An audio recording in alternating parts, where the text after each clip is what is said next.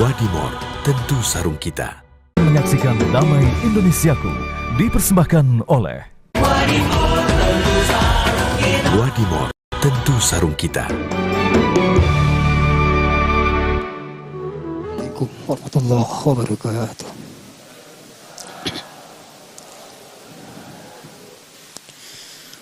A'udzu billahi minasy syaithanir rajim.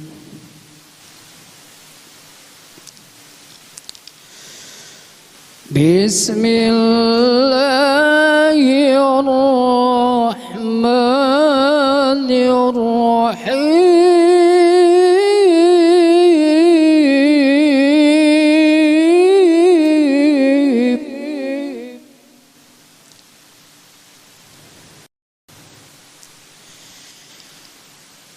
Ya bunayya innaka in takum misqala habbatin min khardalin fatakun fi sahratin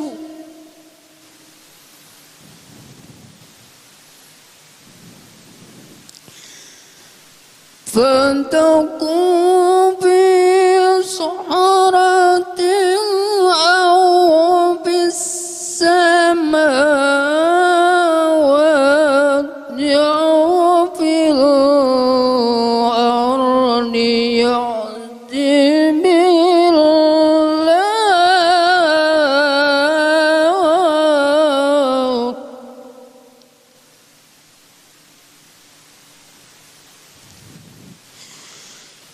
إلا الله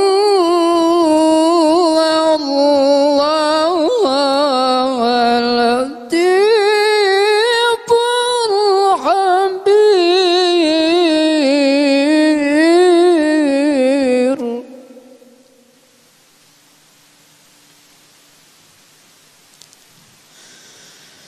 يا بني أقم الصلاة وأمر بالمعروف وانهى عن المنكر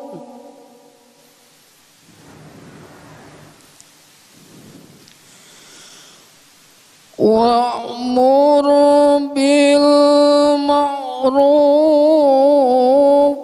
وانهى عن المنكر واصبر على ما أصابك إن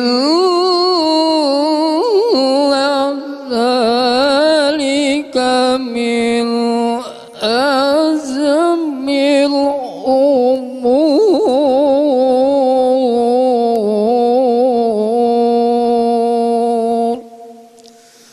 صدق الله العظيم. Assalamualaikum warahmatullahi wabarakatuh.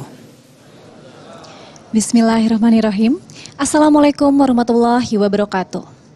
Alhamdulillahirrahmanirrahim, pemirsa, kita dapat dipertemukan kembali dalam Majelis Ilmu Damai Indonesiaku. Dan hari ini kami bersiaran langsung dari Masjid At-Taqwa Perum Angkasa Puri Jati, di Angkasa Puri Jati Asih Bekasi. Dan pemirsa, hari ini tanggal 23 Juli adalah hari di mana bertepatan dengan peringatan Hari Anak Nasional. Maka dari itu, Damai Indonesiaku membahas satu tema yang sangat menarik dengan mengangkat tema mendidik anak membentuk generasi Islam. Tentunya telah ada para narasumber di dalam bersama sahabat saya, Mas Agung. Silakan Mas Agung. Baik, terima kasih Syasha. Bismillahirrahmanirrahim. Assalamualaikum warahmatullahi wabarakatuh. Alhamdulillahirrabbilalamin. Allahumma salli ala Sayyidina Muhammad wa ala ali Sayyidina Muhammad. Bersyukur, tentu saja puji syukur kepada Allah yang kembali mempertemukan kita dalam majelis ilmu dan mirsaku. Dan insya Allah guru-guru yang kita cintai yang telah hadir bersama kita akan berbagi ilmu dan nasihat. Yang pertama yang kami cintai Kiai Haji Tata Sukayat, Kiai Haji Abdul Wahab dan Ustazah Aini Aryani. Benar seperti yang dikabarkan tadi bahwa dalam kesempatan kali ini kita akan mengangkat satu tema yang tentu saja membutuhkan perhatian kita dengan sangat sungguh-sungguh berkaitan dengan mendidik anak. Tentunya masih bersama kami Damai Nisaku yang dipersembahkan oleh Sarung Wadimor, tentu sarung kita. Selamat mengikuti. Silakan.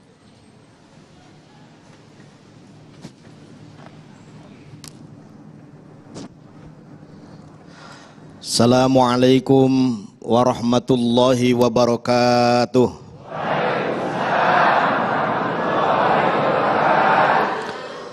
Alhamdulillahilladzi amarna bitahdibil aulad. Wassalatu wassalamu ala khairil ibad wa ala alihi wa sahbihi ladina taba'u sabilar rasyad. Amma ba'du.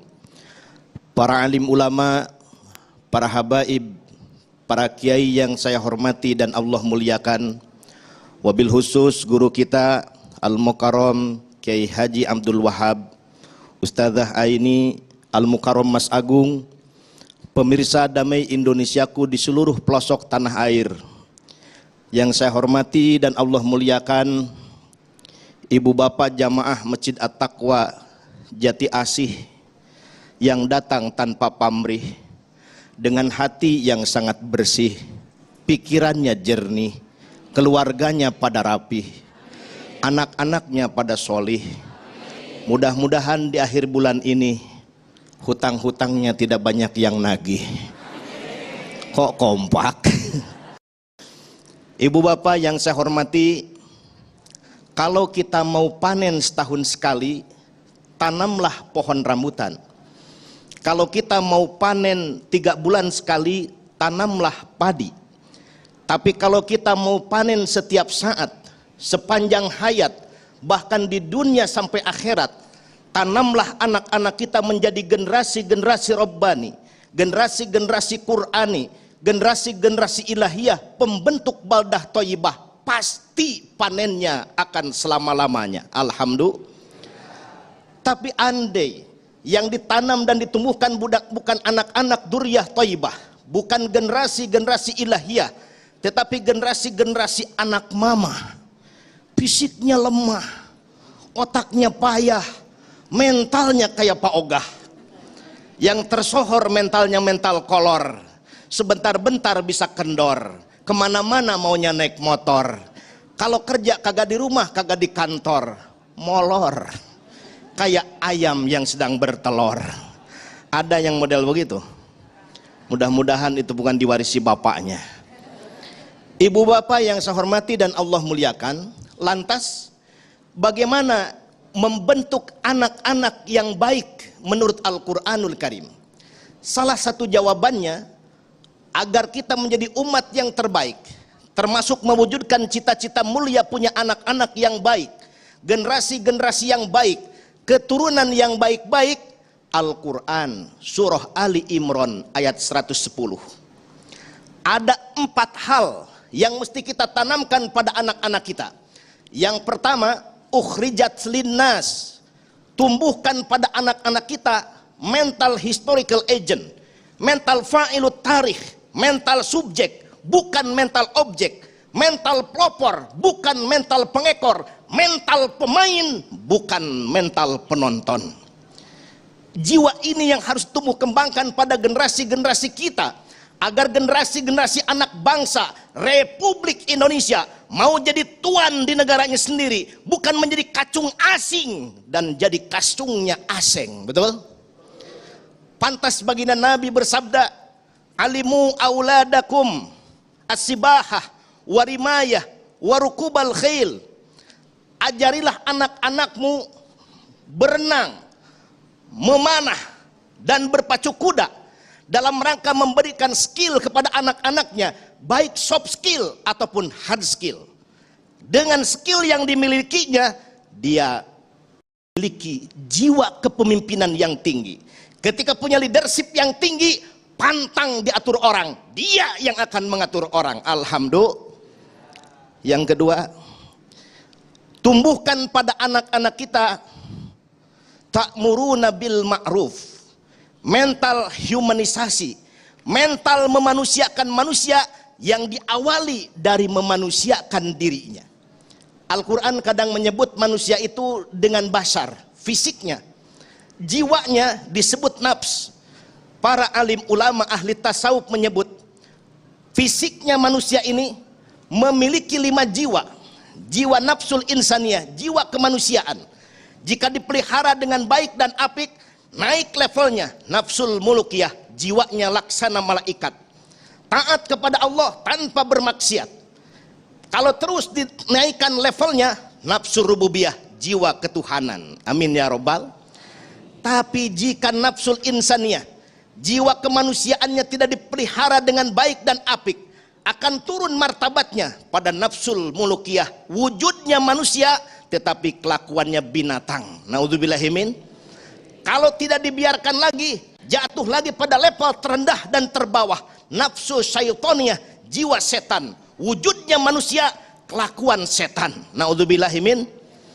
Maka rawatlah anak-anak kita, jiwa manusia yang bisa memanusiakan dirinya dan memanusiakan orang lain. Inilah esensi kalimat ta'muruna bil ma'ruf. Dalam bahasa orang tua dulu di Jawa Barat, kurung dan kuringnya, baju ini kurung, kulit ini kurung, manusia itu punya kurung, tetapi di dalam kurung ada kuring, nafsnya mesti terawat, nafsul insaniyah. Yang ketiga, tumbuhkan pada anak-anak kita tanhauna anil munkar, liberasi, mental membebaskan manusia dari segala belenggu setan dan segala godaannya. Allah subhanahu wa ta'ala mewanti-wanti dalam Al-Quran, surah Maryam ayat 59, fakhalafa min ba'dihim khalfun adha'us shalah wa taba'us sahawat fasawfa yalqauna ghayya. Kalau anak-anak kita berani meninggalkan sholat, maka dia akan diperbudak dengan hawa nafsunya. Dan keempat, tu'minuna billah, tumbuhkan iman kepada Allah subhanahu wa ta'ala. Amin ya robbal. Bila ibu bapak ke Jati Asih, mudiklah ke At-Taqwa. Bila bangsa kita ingin rapih, didiklah anak-anak kita dengan agama. Wallahul muwaffiq ila aqwamit thoriq. Wassalamualaikum warahmatullahi wabarakatuh. Waalaikumsalam warahmatullahi wabarakatuh. Terima kasih Kiai Tata atas nasihatnya yang sangat luar biasa sekali. Ada istilah kurung dan kuring tadi ya. Masya Allah. Kurung dan kuring. Mungkin ini adalah kritik bagi kita. Selama ini kita lebih mengurusi tentang kurung baju kita, tapi jarang mengurusi kuring yang ada di dalam diri kita. Anak sesungguhnya adalah cerminan dari orang tua. Memang benar ketika kita dianugerahkan anak pertama kali pasti bahagia. Padahal ternyata itu adalah urusan yang sangat rumit. Bagaimanakah kita melahirkan anak-anak kita yang tetap melaksanakan sholat, tetap melaksanakan aturan-aturan Allah di muka bumi ini. Ada istilah parenting yang barangkali adalah bahasa yang sangat modern saat ini.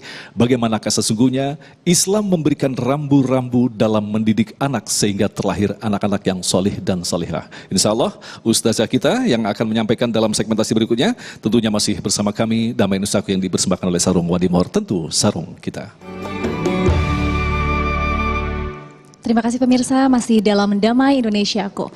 Pemirsa, tentunya semua anak dilahirkan ke dunia dengan keadaan suci dan juga bersih. Tinggal bagaimana kita sebagai orang tua dapat mendidik dan membentuk anak di dalam jalan yang benar di koridor Islam. Nah, di segmen kali ini kita akan mendengarkan tausiah yang akan disampaikan oleh Ustazah Aini Aryani dengan mengangkat tema kewajiban dan cara mendidik anak dalam Islam. Silakan Ustazah. Bismillahirrahmanirrahim. Assalamualaikum warahmatullahi wabarakatuh.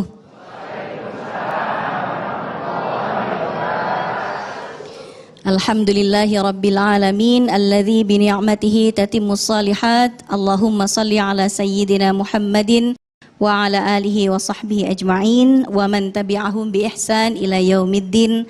Amma ba'du. Sehat Bapak Ibu semuanya? Alhamdulillah. Nih kalau kita bicara tentang kewajiban kita terhadap anak-anak kita sebetulnya banyak. Sampai imsak nggak selesai nih Bapak Ibu sebetulnya. Karena terlalu mulia tugas kita untuk mendidik anak ini. Jadi kalau kita disampaikan kepada kita apa sebetulnya kewajiban kita terhadap anak-anak kita, bagaimana mendidik mereka, membimbing mereka, itu suatu perjalanan yang memang tidak mudah. Tapi mudah-mudahan kita berteguh hati, ya, kita berpegang kepada syariat Allah, insya Allah kita dimudahkan. Yang pertama, tugas kita mengenalkan anak-anak kita untuk mengenal Rabb-nya, Allah Subhanahu wa Ta'ala. Kita juga kenalkan siapa nabinya, Muhammad sallallahu alaihi wasallam. Jangan biarkan anak kita ini ngefans, mengidolakan manusia lain lebih dari cintanya terhadap Nabi Muhammad sallallahu alaihi wasallam. Sehingga yang akan dia teladani itu adalah nabinya, bukan sosok yang lain yang tidak lebih baik tentunya dari nabi kita. Kemudian yang kedua, kita diharuskan mengenalkan anak kita untuk menjalankan syariat. Dimulai sejak kecil, apalagi kalau sudah masuk masa-masa mumayyiz. Udah usia 6 tahun, 7 tahun, kita kenalkan, kita lakukan pembiasaan biar anak kita nanti melakukan sholat itu udah kayak bukan beban, jamaah sekalian. Kalau kita ditanya anak kita ini udah mandiri apa belum? Kadang kalau misalnya anak kita udah kuliah ke luar negeri, udah bisa cari duit sendiri, kita bilang, anak saya udah mandiri. Tunggu dulu. Kalau anak kita mau disebut mandiri atau belum itu, salah satu indikatornya udah bisa sholat sendiri, enggak pakai dibangunin, enggak pakai diingetin, apalagi kudu disuruh-suruh dulu. Nih kalau anak kita umur 6 tahun, 7 tahun, subuh udah bangun sendiri, wudhu sendiri, sholat, Masya Allah, itu namanya anak mandiri. Tapi kalau udah kuliah, harus diguyur dulu pakai air segayung, baru mau bangun, ini belum mandiri. Kenapa kita harus tekankan anak kita harus mampu melaksanakan sholat tanpa harus nungguin dibangunin?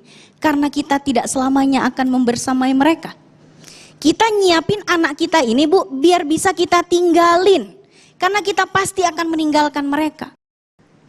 Entah meninggalkan maksudnya meninggalkan kita meninggal duluan. Atau mungkin kita berpisah tempat dengan mereka. Gak mungkin ibu 5 kali dalam sehari ibu nelponin anaknya buat sholat, gak mungkin. Jadi kita siapkan anak kita nanti, siapa tahu mungkin kita usianya akan lebih dulu untuk meninggalkan mereka. Nanti di dunia mereka bisa nggak menjalankan syariat tanpa harus kita ingatkan. Kapan Bu kita mengingatkan atau kita ngajarin anak kita untuk sholat? Dari mereka umur berapa? Menjelang 7 tahun. Muru auladakum bis salati wahum abna'u sab'i sinin. Perintahkan anak kalian sholat umur 7 tahun. Jadi umur 7 tuh udah diperintah, bukan baru diajarin. Jadi umur 7 tuh dia disuruh, nak udah maghrib, nak udah zuhur, nak udah asar, udah tinggal disuruh. Nah kalau anak kita di umur 7 tahun udah bisa disuruh, berarti dia udah bisa ngerjainnya. Berarti dari umur 6 tahun, 5 tahun udah mulai kita ajarin. Kalaupun anak kita belum apal bacaan-bacaannya, setidaknya bisa nyontohin gerakannya, pembiasaannya. Tuh ya. Nah gimana cara kita untuk nyuruh anak kita sholat? Yang pertama tentu dari teladan dulu Bu kita. Nah misal ibu nih udah azan maghrib, ibu masih nyetel drama Korea. Terus bilang sama anak kita, nah udah maghrib sholat. Ibunya masih nonton drama Korea. Anaknya mau sholat gak? Kalaupun mau bukan karena ikhlas, tapi karena takut diomelin. Itu pun sambil menggerutu, Allah mama masih nonton TV aja nyuruh-nyuruh gitu kan? Iya. Makanya kita wudhu dulu, kita siap-siap dulu, kita udah pakai mukena, udah rapi. Kalau anak kita laki, ayo sana ke masjid. Kalau yang perempuan misalnya nggak ke masjid, ayo sini sholat sama mama. Gitu. Itu yang disebut dengan apa? Lisanul hali afsah min lisanil maqal. Bahwa contoh keteladanan, praktek langsung itu lebih efektif Bu daripada nyuruh-nyuruh pakai mulutnya doang. Nih ibunya dari pagi udah mantengin TikTok, siang udah Facebook, kapannya lagi apa lagi. Abis itu anaknya baru pegang HP, ibu bilang HP mulu gitu. Padahal ibunya nonstop dari pagi sampai malam. Kira-kira anak mau nggak dengerin ibu yang bilang jangan main HP mulu? Dengerin nggak anaknya? Enggak. Kenapa? Ya karena anak itu melihat, anak itu Bu pencontoh ulung. Ya, jadi cara mereka melihat, memandang, mengcapture itu lebih dibanding mereka mendengar. Apalagi kalau ibu-ibu merintahnya panjang kalimatnya kayak gerbong kereta api. Udah ngomel panjang gitu ya, nyuruh anaknya satu perkara tapi ngomelnya Masya Allah panjangnya. Dijamin Bu, yang masuk di kuping anak cuma 3 kata pertama. Di awal ibu udah bilang, nak kan udah mama bilangin, itu doang yang didengar. Kan udah mama bilangin sholat dong, sholatnya udah gak kedengeran tuh Bu. Cuman 3 pertama kata-katanya. Ibu ya, kan udah mama bilangin, itu doang, sisanya udah gak keinget lagi, Masya Allah. Nah ini keteladanan. Kemudian yang ketiga, rajin-rajin Bu kita doain anak kita. Doanya ibu, doa ayahnya, itu kalau kita berdoa untuk anak kita, insya Allah tidak akan terhijab. Langsung mengguncang arsy, istilahnya seperti itu. Maka banyakin kita doain. Apa Bu contoh yang diajarkan pada kita untuk kita doakan pada anak-anak kita? Allahumma hfaz auladana wa la tadurrahum wa wafiqhum fi ta'atik warzuqna birrahum. Yang pertama tadi, Allahumma hfaz auladana. Ya Allah jaga anak saya. Ya Allah jaga anak saya, lindungin anak saya. Kalau misalnya anak saya berada di lingkungan yang buruk, jangan mudahkan dia untuk terpengaruh. Kalau anak saya nonton yang enggak-enggak, karena misalnya pengaruh teman-temannya, jangan sampai dia itu terpengaruh. Wala tadurrahum, jangan sampai anak saya berada dalam bahaya. Maka kalau misalnya anak kita mau berangkat sekolah, anak kita mau berangkat kerja, anak kita mau berangkat kuliah Bu, kita titipin pada Allah. Ya Allah jangan sampai anak saya berada dalam bahaya. Kalau dia nyetir mobil sendiri, motor sendiri, mudah-mudahan gak ada celaka. Dan jangan sampai anak saya mencelakakan orang lain. Kalau nanti dia kuliah, dia sekolah, dia di kosannya, dia di luar kota, jangan sampai dia menjadi korban pembulian, korban pembegalan dan lain sebagainya. Kita titipkan pada Allah. Kenapa? Karena tidak selamanya kita membersamai mereka. Ya Allah jagalah anakku ketika penjagaanku tidak sampai pada mereka. Kemudian yang ketiga apa tadi Bu? Wa wafiqhum fi ta'atik. Ya Allah buatlah anak saya agar senantiasa berada dalam taufikmu. Apa itu Bu taufik? Ibu sering dengar nggak taufik sama hidayah? Ya Allah saya minta hidayah, ya Allah saya minta taufik. Kira-kira apa itu Bu taufik? Kalau hidayah itu petunjuk. Kalau taufik ketika Allah menggerakkan hati dan langkah kita untuk menuju jalan petunjuk itu. Kalau cuma dapat petunjuk aja hatinya nggak tergerak, nggak sampai. Dan yang terakhir jamaah sekalian, warzuqna birrahum, ya Allah karuniakanlah kami budi bakti anak kami. Jadi apapun mereka nanti di masa yang akan datang, konglomerat, politisi, bisnismen, terserah, yang penting ya Allah buatlah mereka berbakti pada kami, orang tuanya. Mudah-mudahan kita dimudahkan oleh Allah Ta'ala untuk mendidik anak-anak kita. Amin ya Rabbal Alamin. Ya. Wassalamualaikum warahmatullahi wabarakatuh. Waalaikumsalam warahmatullahi wabarakatuh. Terima kasih Ustazah Haini yang kembali mengingatkan kepada kita pada intinya apa yang telah disampaikan tadi. Kita selalu menghadirkan Allah di setiap kesempatan ketika kita mengajarkan yang harus kita ajarkan kepada anak-anak kita. Itulah tugas berat bagaimanakah kita sebagai orang tua nanti ketika kita harus kembali ke kampung halaman kita, dipanggil oleh Allah Subhanahu wa taala meninggalkan generasi-generasi Islami. Bagaimanakah menciptakan atau melahirkan generasi Islami? Kiai Haji Abdul Wahab akan menyampaikan selepas pesan-pesan berikut ini. Damai Indonesiaku. Baik, terima kasih pemirsa, masih bersama kami Damai Indonesiaku yang mengangkat tema yang sangat menarik sekali berkaitan bagaimanakah kita mampu melahirkan generasi-generasi Islami. Generasi Islami adalah generasi yang mewarisi bumi ini. Bagaimanakah penjelasannya? Kiai Abdul Wahab, silakan.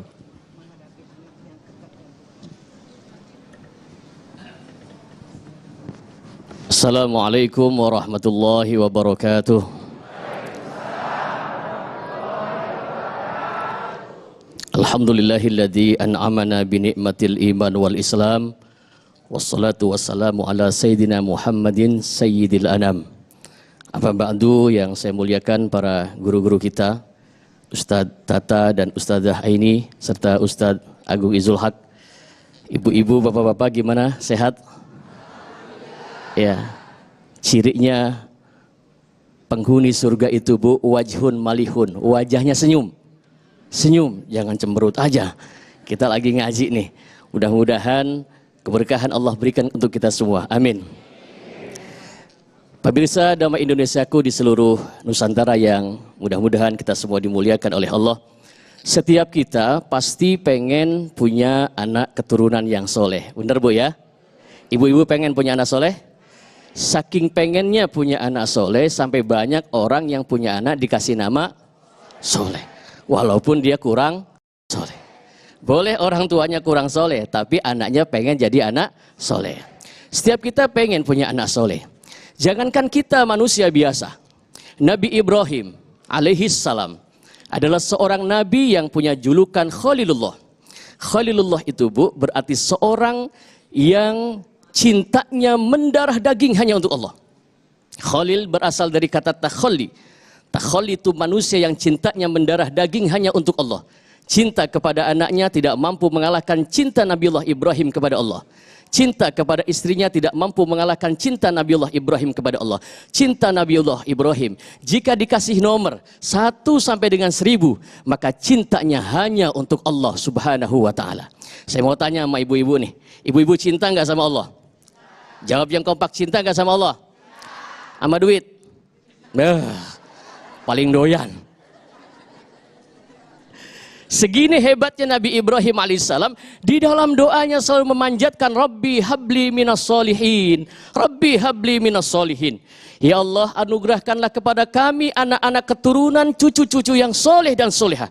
Mengapa? Karena kalau kita bisa mencetak anak kita menjadi anak soleh, maka orang tua selamat dunia akhirat. Amin. Saya mau cerita, boleh sedikit aja Bu ya. Ada hikayat, satu ketika Nabi Musa alaihissalam disebut dengan kalimullah, manusia yang bisa berbicara dengan Allah. Nabi Musa suatu ketika berjalan Bu, mencari Nabi Khidir bersama sahabatnya Yusha.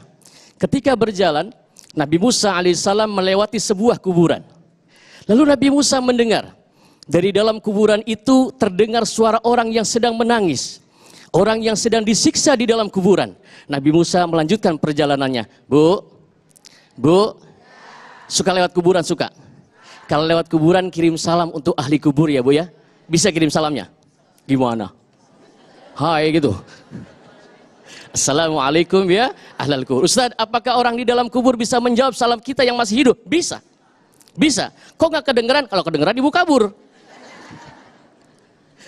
Sudah lama Nabi Musa 4 tahun bertemu dengan Nabi Khidir. Nabi Khidir sampai membangun rumah yang hancur. Karena itu di bawahnya ada harta anak yatim.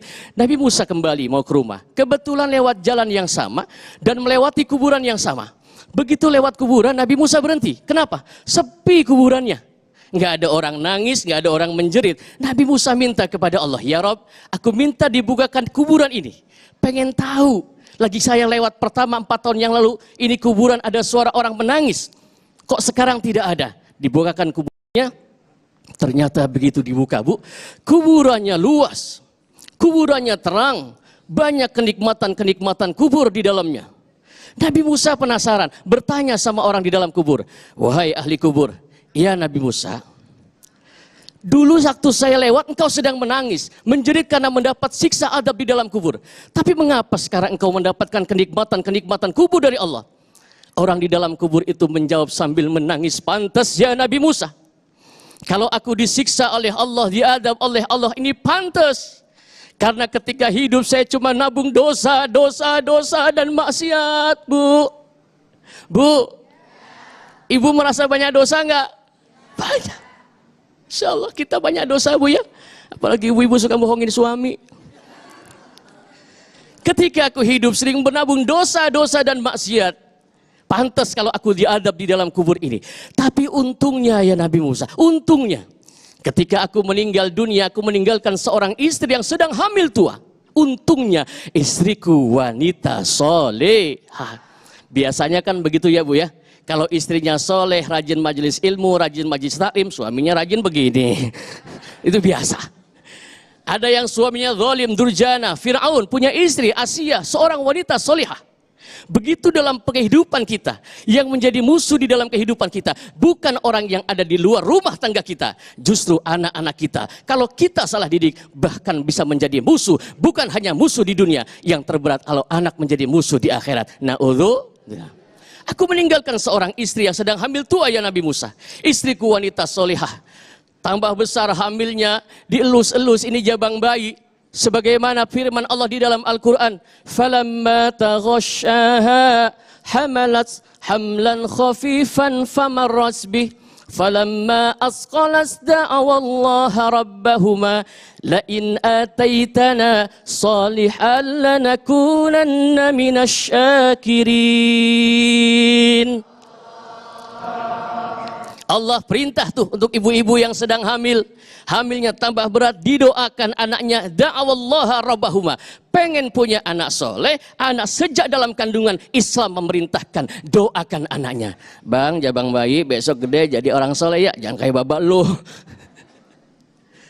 Jadi anak soleh, didoakan anaknya. Lain ataitana solihan, agar anak yang keluar kelak menjadi anak yang soleh. Doa orang tua mustajab luar biasa. Pemirsa Damai Indonesiaku dimanapun berada. Lalu yang kedua, setelah anak itu lahir, Islam mengajarkan bagaimana cara mendidik anak yang terbaik. Kita ikut kepada Nabi Ibrahim alaihissalam. Apa? Nabi Ibrahim ketika meninggalkan istri dan anaknya di sebuah lembah yang tandus kering kerontang. Biwadin ghairi dzar'in inda baitikal muharram. Inda baitikal muharram. Anak yang pertama dididik untuk kenal dengan masjid. Untuk kenal dengan masjid. Ketika anak sudah kenal dengan masjid, Rabbana liyuqimus shalah, maka anak akan melihat orang sholat. Anak-anak kecil di masjid, biarkan dia ikut, biarkan dia melihat orang tuanya sholat, karena itu adalah karakter Islam yang patut dicontoh oleh anak-anak. Bukan pembelajaran di sekolah, bukan pembelajaran di pondok pesantren, tapi yang pertama dilihat apa yang orang tuanya lakukan. Bu, mudah-mudahan anak-anak kita dijadikan oleh Allah sebagai anak yang soleh dan solehah, amin. Tapi sebaliknya kalau kita salah didik anak-anak kita, awas. Al-Quran sudah mengatakan ada anak-anak di dalam neraka. Mereka menangis menuntut keadilan kepada Allah. Mereka berkata, wa qalu rabbana inna ata'na sadatana wa kubara'ana fa'dalluna sabila. Ya Rabb, jangan hanya saya yang engkau siksa di dalam neraka ini. Saya bisa masuk neraka gara-gara emak saya sibuk kondangan. Saya tidak sholat dibiarkan. Saya tidak mengaji dibiarkan. Saya tidak puasa dibiarkan, sehingga saya besar meninggal masuk neraka. Saya menuntut keadilan agar mereka, orang-orang tua kami, diseret bersama-sama kami ke dalam neraka. Na'udzubillah. Allahul muwaffiq ila aqwamit thoriq. Assalamualaikum warahmatullahi wabarakatuh.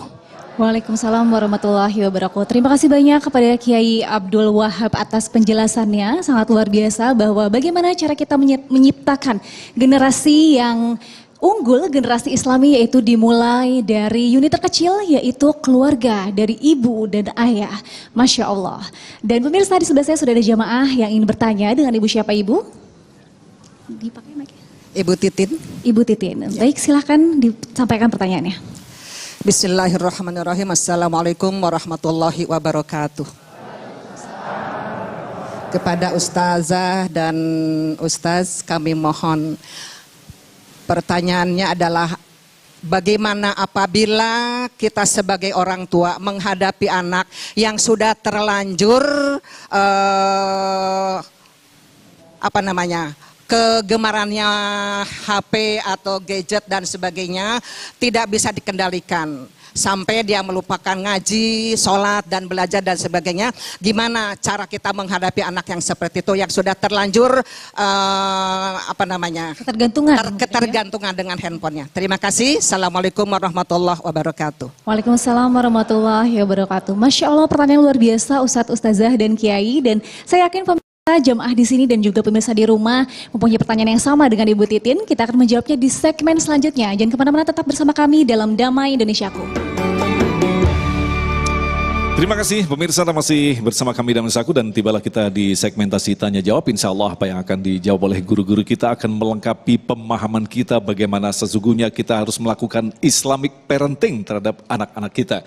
Pertanyaan menarik sekali, kita mulai dari Kiai Tata, dari Ibu Titin tadi saya ulangi lagi. Apabila anak-anak kita sudah sangat ketergantungan terhadap gadget, ini kan masalah kita bersama. Lantas bagaimanakah kita merecovery, Kiai? Pertanyaan yang menarik buat kita semua, ibu bapak sekalian, Mas Agung. Anak-anak gimana biar nggak kecanduan gadget? Yang pertama, mendidik anak itu nggak bisa spontanitas dan sporadis, mesti terencana dari awal. Sejak kapan? Sejak sebelum ibu-ibu hamil. Satu. Yang kedua, ketika hamil itu ada pendidikan yang disebut dengan at-tarbiyah qoblal wiladah. Pendidikan sebelum kelahiran. Jadi kalau lagi hamil aja ibunya udah kecanduan gadget, nyontoh dia udah. Lahir ke dunia, udah mulai pengawasan dari dua belah pihak, ya ibunya ya bapaknya. Dan dari situ mulai beradaptasi dengan lingkungan. Hadis menyatakan, fa'abawahu yuhawwidanhi au yunasironhi au yuhapeinhi. Nah begitu. Jadi dari mana dia ketemu HP, kan lihat emaknya, lihat bapaknya. Jadi bagi yang punya anak kecil yang masih beradaptasi dan mencontoh lingkungan, biar nggak kecanduan gadget, ibu bapaknya ketika pakai HP jangan banyak ketahuan, umpet-umpetan aja dah. Terutama bapak-bapak, jangan ngumpet nggak ketahuan sama bini doang, sama anak juga, biar kagak nyontoh. Ibu-ibu juga sama, karena kalau orang dewasa penggunaan HP itu untuk hal-hal penting, sehingga durasinya bisa sedikit, volumenya sedikit, kuantitasnya sedikit, bisa ngumpet di hadapan anak-anaknya. Ini kadang-kadang anak nggak ngerti handphone, dijemput pulang pergi sekolah sama emaknya, bawa ke salon, anaknya jenuh, biar nggak jenuh nak nih HP. Awal no, udah kecanduan baru ribut. Anak siapa sih lu HP mulu lah, anak siapa emang? Nah itu yang pertama, ketika sudah kecanduan HP, apa yang harus kita kendalikan? Value-nya. Dia mesti ngerti mana tayangan yang bisa dilihat, mana yang tidak boleh. Setelah itu dia tahu bisa memilih, masih relatif aman tuh, mana yang baik, mana yang tidak. Yang kedua, kalau dia tahu mana yang baik dan buruk, dia akan pilih yang baik-baik saja dan tinggalkan yang buruk. Udah aman tuh sampai di situ. Nah yang ketiga, dia akan memanfaatkan handphone itu bukan untuk keburukan, tapi untuk kebaikan. Pendampingannya jadi terus-menerus dari orang tuanya. Baik, Ustazah Aini, artinya kalau sudah orang di level kecanduan, ini kan berarti memang harus ada pengobatan yang spesial begitu. Nah, pertanyaan tadi harus kita tajamkan lagi. Kalau sudah kecanduan, artinya kan seperti tadi dikatakan dari kecil kita ajarkan begini. Sekarang anak itu tidak mungkin lepas daripada gadget, apalagi sistem pendidikan juga mengizinkan kita untuk menggunakan gadget sebagai alat untuk bisa belajar. Ustazah. Sebetulnya ini pertanyaan banyak ibu-ibu nih Mas Agung. Semuanya kayaknya ya. Jadi dia membelikan barang yang akan menjadi musuhnya sendiri. Jadi senjata makan tuan pada akhirnya. Untuk mungkin nanti kita bahas preventifnya sama dalam tanda kutip pengobatannya. Preventifnya gini Bapak Ibu. Kadang kalau kita ngeliat ada anak udah kecanduan HP, udah disuruh, udah taruh, udah aja mainnya, nggak mau. Kadang tantrum, kadang malah nggak mau dengerin lagi orang tuanya. Atau bahkan ada yang ngasih pin yang orang tuanya nggak tahu apa itu pinnya. Nah maka preventifnya nih, tindakan preventifnya yang pertama, jangan sampai anak merasa memiliki HP itu harusnya. Saat Bapak Ibu mau membelikan gadget buat anak, sampaikan pada anak, nak ini HP ayah, ini HP ibu, kamu boleh pinjam. Jadi kamu tidak boleh download apapun kecuali seizin ibu, seizin ayah. Tidak boleh pakai password apapun kecuali seizin pemiliknya. Siapa pemiliknya? Ayah, ibu. Itu dulu. Kalau anak sudah merasa memiliki, wah ini handphone saya dong, suka-suka saya. Kan seperti itu. Itu nomor satu. Yang kedua, jangan sampai kita memberikan anak itu handphone sebelum usianya. Harusnya seperti itu. Ini anak piyik-piyik nih Bu. Masih baby, udah dikasih handphone. Padahal, aduh anak tontonan nih untuk kemampuan verbalnya segala macam. Bisa lihat televisi sebetulnya. yang layarnya lebih besar, yang bisa kita atur timingnya. Nah kalau pengobatannya, dalam tanda kutip pengobatannya gimana kalau udah terlanjur nih? Ya. Gini Bapak Ibu, namanya ngobatin pasti lebih susah daripada mencegah. Udah terlanjur bagaimana? Yang paling bisa nih seperti tadi disampaikan oleh Kiai Tata. Mungkin saya menambahkan saja, tambahannya kita alihkan pada teknologi yang positif buat anak kita. Jadi dia nggak cuma tahu media sosial saja yang kadang-kadang efek buruknya pun dia belum bisa saring. Baik. Sekarang ada teknologi chat GPT. Kadang-kadang Bapak Ibu, kalau kita ditanya sama anak kita kalau lagi aktif-aktifnya ngomong, Pak ini maksudnya apa? Bu itu apa sih? Coba kamu cari di situ. Lalu kita diskusikan bersama jawaban yang ada di situ, di AI itu ya, di artificial intelligence itu dengan dalam pandangan papa dan mama. Baik. Nah, kira-kira seperti itu. Terima kasih Ustazah, ini kalau kita lanjutkan memang membutuhkan episode yang baru lagi, tapi kita akad lagi ya tentang bagaimana anak dan teknologi begitu ya. Sasha, ada pertanyaan selanjutnya, silakan. Terima kasih Mas Agung. Di sebelah saya sudah ada penanya selanjutnya dengan Bapak siapa Pak? Tunggul Pamungkas. Bapak Tunggul, silakan pertanyaannya disampaikan Pak. Baik, terima kasih. Assalamualaikum warahmatullahi wabarakatuh. Terima kasih Ustazah, sangat luar biasa kajiannya siang ini. Ada satu pertanyaan yang cukup penting bagi kami ya, bahwa kita punya hal-hal baik yang ingin kita sampaikan ke generasi penerus kita ya. Tapi kadang-kadang kemampuan komunikasi ini jadi masalah ya. Apalagi gap usia kita cukup besar. Waktu kita juga kadang-kadang karena sibuk ya, jadi sempit sekali untuk bisa berkomunikasi dengan anak kita. Nah ini bagaimana kiat-kiatnya ya menurut contoh yang ada dalam ajaran Islam dan pengalaman-pengalaman yang ada. Mungkin itu saja dari saya, terima kasih. Assalamualaikum warahmatullahi wabarakatuh. Waalaikumsalam warahmatullahi wabarakatuh. Terima kasih pertanyaan yang luar biasa. Dan mungkin bisa dijawab oleh Kiai Abdul Wahab tentang bagaimana cara komunikasi antara orang tua dengan anak jika orang tuanya mungkin sibuk dan juga gap umur yang panjang. Jadi mungkin ada rasa segan begitu ya Kiai ya, Mangga? Terima kasih, baik. Inilah fenomena kehidupan di zaman sekarang ya. Dan ini diajarkan di dalam Al-Quran. Ada Nabi Ibrahim itu adalah seorang contoh. Sampai disebutkan wa ala Ibrahim wa ala Imrana alal alamin. Seorang Nabi yang sukses ngurusin keluarganya. Ketika Nabi Adam dianggap gagal, Nabi Nuh dianggap gagal, tapi Nabi Ibrahim dianggap sukses ngurus keluarganya. Karena ketika Nabi Ibrahim itu dicontohkan ketika akan menyembelih putranya Ismail, maka Nabi Ibrahim berkata, "Fangdur madza taro." Bagaimana pendapatmu? Nah, kita tidak boleh menjadi orang tua yang bertangan besi. Kita nggak boleh menjadi orang tua yang pemaksa. Ketika Nabi Ibrahim dapat perintah langsung dari Allah untuk menyembelih Ismail, Nabi Ismail diajak berkomunikasi. Anak kita ajak berkomunikasi. Nah, kamu selesai sekolah SLTA nih, kamu mau kemana?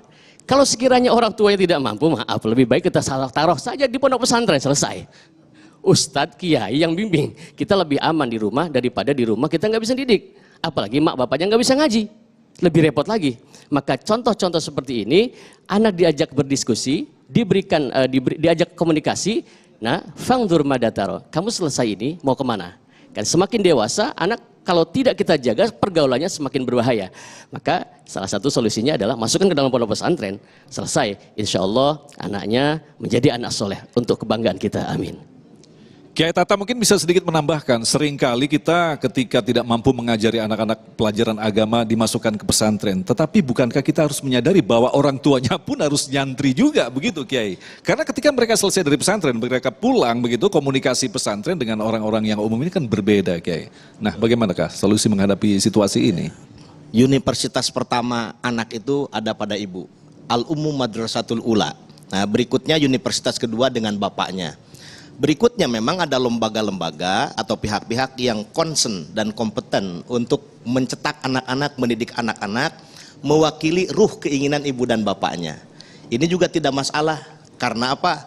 Karena kalau ibu bapaknya sibuk malah tidak terdidik, anak tidak ada yang menyentuh sama sekali. Jadi lebih baik dititip di lembaga-lembaga pendidikan yang terpercaya, yang teruji. Mungkin saja dulu ibu bapaknya mesantren di mana, titipkan di situ yang sudah teruji dan terbukti.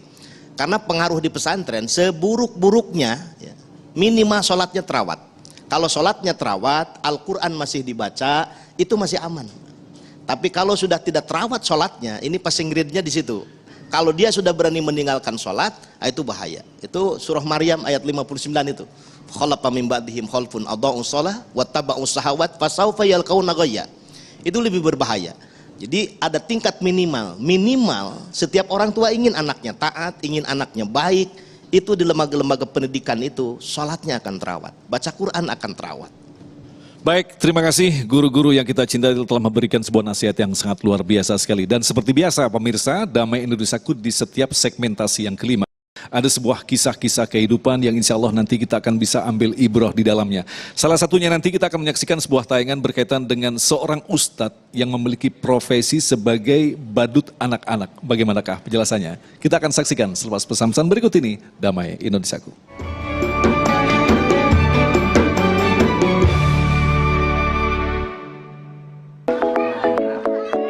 Mempelajari ilmu agama Islam dan berdakwah di jalan Allah Subhanahu wa Ta'ala menjadi langkah seorang Yahya Edward Hendrawan. Tugas mulia di mata Sang Pencipta ini ia jalani dengan penuh lika-liku. Awalnya, usai putus kontrak dari pekerjaannya, pria 40 tahun ini tidak putus harapan. Om Badut mengucapkan Assalamualaikum warahmatullahi wabarakatuh.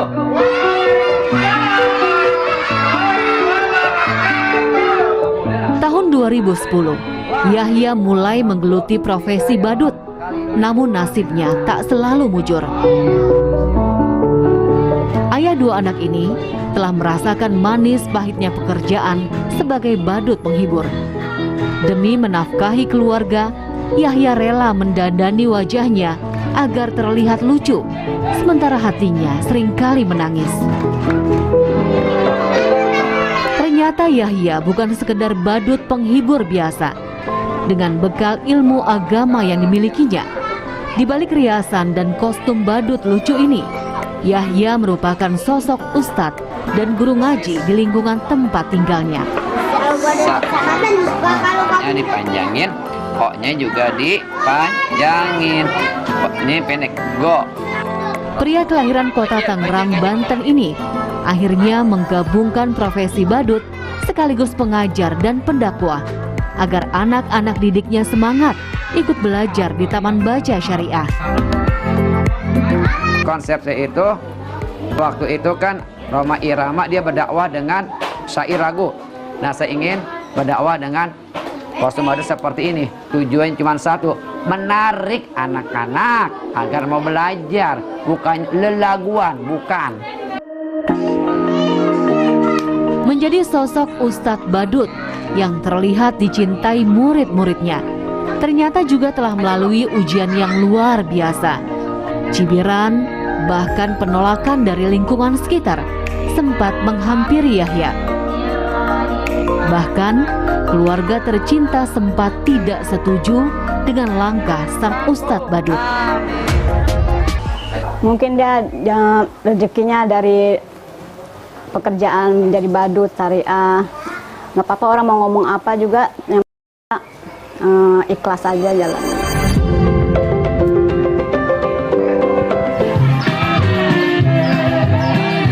Sosok Om Badut yang gemar menghibur juga dikenal sebagai guru yang penyabar. Semangat inilah yang membuat relawan dan anak-anak senang untuk belajar di Taman Baca Syariah.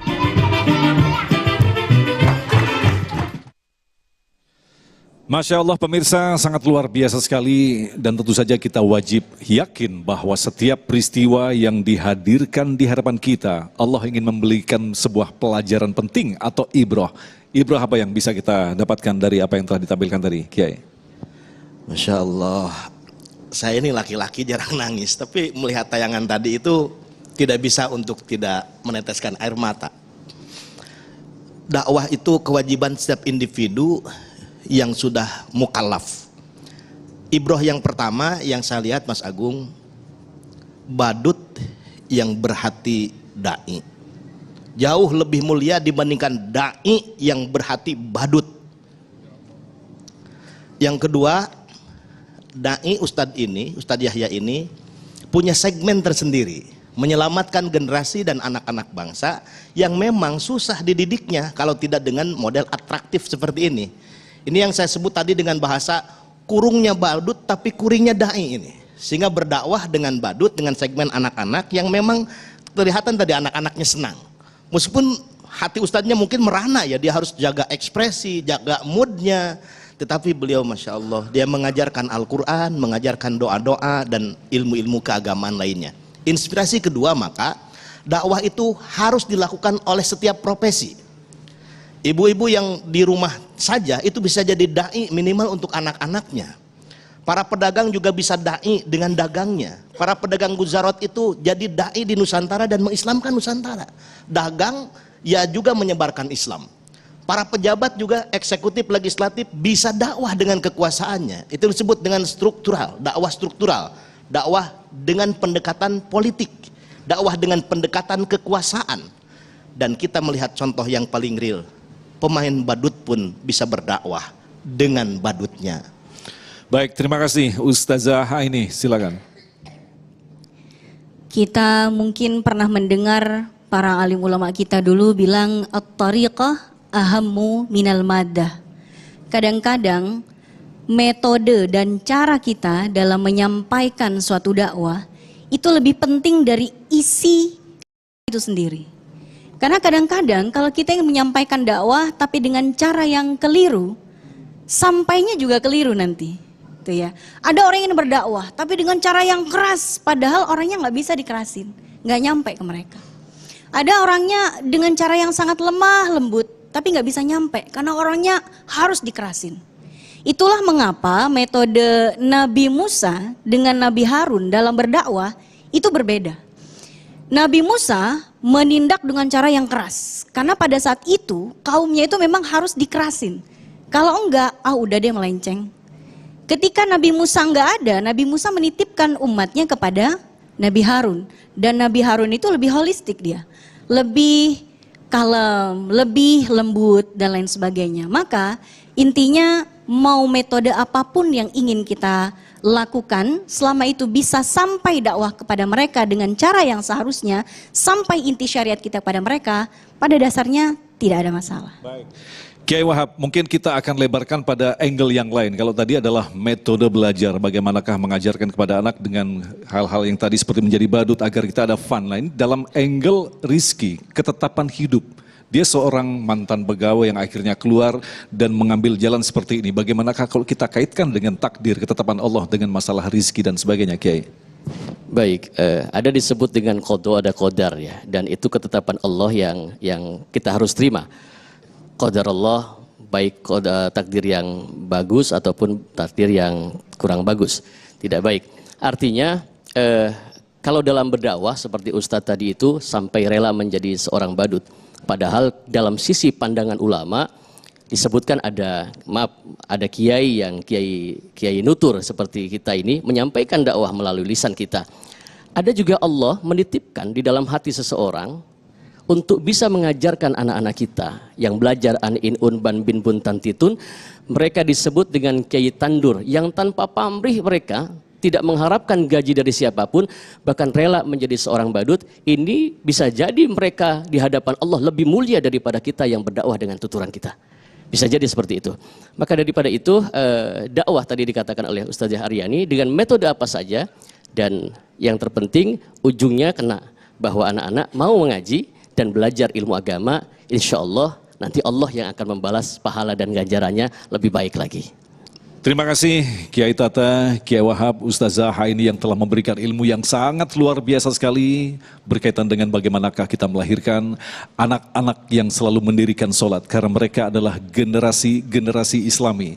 Ketika Ibrahim memanjatkan doa, Rabbi ja'alni muqimas sholati wa min dzurriyyati Rabbana wa taqabbal doa. Bukan untuk dirinya sendiri, tetapi bagaimanakah melahirkan anak-anak kita menjadi anak-anak yang tetap mendirikan sholat di muka bumi ini. Insya Allah di akhir nanti kita akan berdoa bersama, mudah-mudahan kita termasuk orang-orang yang dimudahkan dan tentu saja akan diberikan keberkahan untuk mendidik anak-anak kita menjadi anak-anak yang solih dan solihah. Tetaplah bersama kami, Damai Indonesiaku. terima kasih pemirsa masih bersama kami dalam Damai Indonesiaku. Dan Mas Agung dan pemirsa, jadi kita telah mendengarkan tausiah yang disampaikan oleh Ustadz dan Ustazah bagaimana seorang anak bukan hanya sebagai pelengkap keluarga saja, tetapi juga sebagai dibalik itu ada tanggung jawab yang sangat besar sebagai kita orang tuanya untuk mendidik anak-anak kita menjadi generasi unggul, generasi Islam, Mas Agung. Ya Allah, kita berdoa bersama nanti insya Allah ya saya.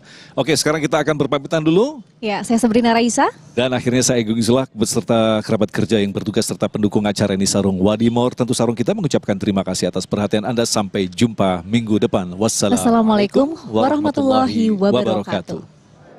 Alhamdulillahi Rabbil Alamin. Hamdan syakirin na'imin. Hamdan yuafi ni'amahu yukafi mazidah. Ya Allah, ya Tuhan kami, pandanglah kami ini ya Allah. Pagi siang hari ini kami bermunajat kepadamu, memohon ampunan kepadamu. Rabbighfirli wali walidayya walil mu'minina yauma yakumul hisab. Ampuni dosa-dosa kami ya Rabb, dan ampuni dosa-dosa kedua orang tua kami. Orang tua kami yang masih hidup ataupun orang tua kami yang sudah meninggal dunia. Kasihanilah mereka sebagaimana mereka mengasihani ketika kami kecil. Terimalah amalan kami ini. Rabbana taqabbal minna innaka antas samiul alim. Walhamdulillahi rabbil alamin.